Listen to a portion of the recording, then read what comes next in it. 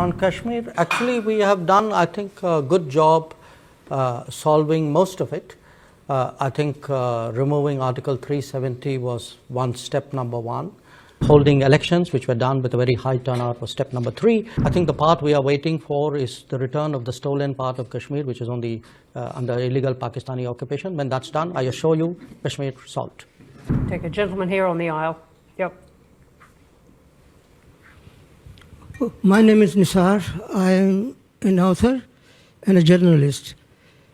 Let me make you a little nervous, Your Excellency.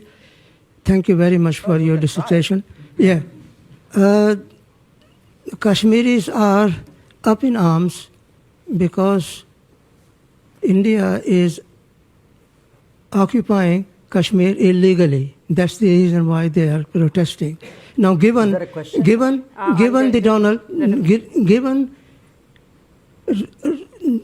Mr. Trump's zeal for striking peace and peace deal, can Narendra Modi use his friendship with Donald Trump to solve out the problem of Kashmir? There are 1 million soldiers stationed in Kashmir to control 7 million Kashmiris. So what are you going to do about the Kashmir problem? Okay, you haven't spoken about it. Can we just capture the question there? Thank you. Look, on Kashmir, actually we have done, I think, a good job solving most of it. I think removing Article 370 was step number 1.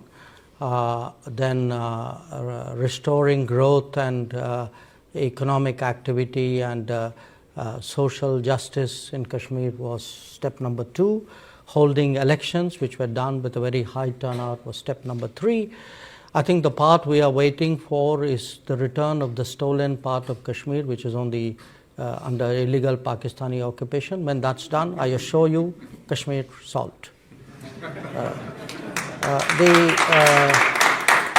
The second question, Global South. You know, look, there are different ways of looking at it, and I give you a perspective. What do countries in Global South largely want? They want more options. They want more experiences to compare, relatable experiences.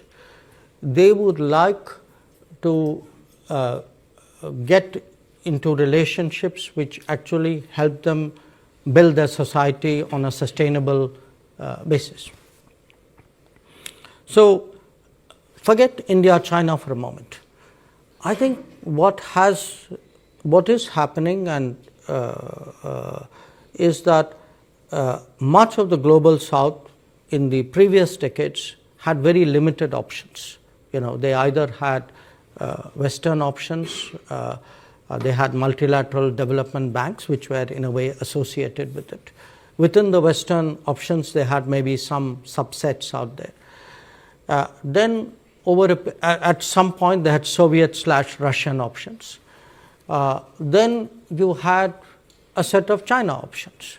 Now today, if there are Indian options, I would argue that actually it's better for the Global South. It's not worse, because they now have many more possibilities to choose from. They will be in a position to evaluate which of these options and which of these relationships somewhere fit into their growth aspirations. And I can certainly say, you know, where India is concerned, we have today projects in almost 80 countries of the Global South. We have delivered actually about 600 significant projects in the last many years.